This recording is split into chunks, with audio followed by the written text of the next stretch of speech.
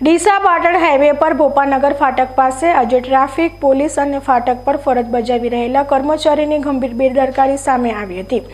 ભારતમાં railway લાઇનોને electric લાઇનોમાં રૂપાંતરિત કર્યા બાદ દરેક રેલવે ફાટક પાસે સુરક્ષાના ભાગરૂપે વધુ ઊંચાઈ ધરાવતા વાહનો પસાર ના થાય તે માટે આડસ લગાવવામાં આવી છે।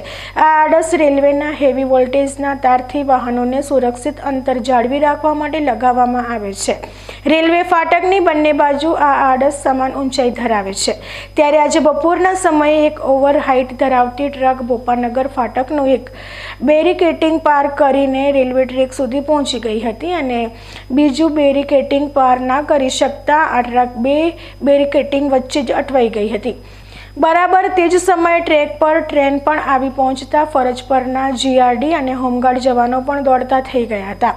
આ ટ્રક જ્યારે આગળનું બેરિકેટિંગ પાર કરી રહી હતી ત્યારે સુરક્ષા કર્મીઓ શું કરી રહ્યા હતા તે પણ એક સવાલ છે। ત્યારબાદ અચાનક આ ટ્રક ફસાઈ જતા જીઆરડી અને હોમગાર્ડના જવાનો અચાનક આવી ગયા હતા। સામાન્ય રીતે ટ્રાફિક પોલીસ હેલ્મેટ વગર પસાર થતા વાહન ચાલકોને રોકીને દંડ ફટકારતી હોય છે, ત્યારે આટલી મોટી ટ્રક ખતરનાક ઊંચાઈ ધરાવતી હોવા છતાં કેવી રીતે તેમની નજરથી બચી ગઈ એ પણ સવાલ ઉઠ્યો છે। આજે જો રેલવે ટ્રેકથી ઓવર હાઇટનું બેરિકેટિંગ નજીક હોત અને તો કેટલી મોટી હોનારત સર્જાઈ હોત। ટ્રક ફસાઈ તે જ સમયે ટ્રેક પર ટ્રેન આવી ગઈ હતી। જો કે ટ્રેક અને ટ્રક વચ્ચે સુરક્ષિત અંતર હોવાને કારણે આજે મોટી હોનારત ટળી હતી। ત્યારે ડીસાની ભોપાનગર ફાટક નજીક સર્જાયેલી આ ગંભીર લાપરવાહી માટે જવાબદાર કર્મચારીઓ સામે તંત્ર દ્વારા કેવી કાર્યવાહી કરવામાં આવે છે તે જોવું રહ્યું।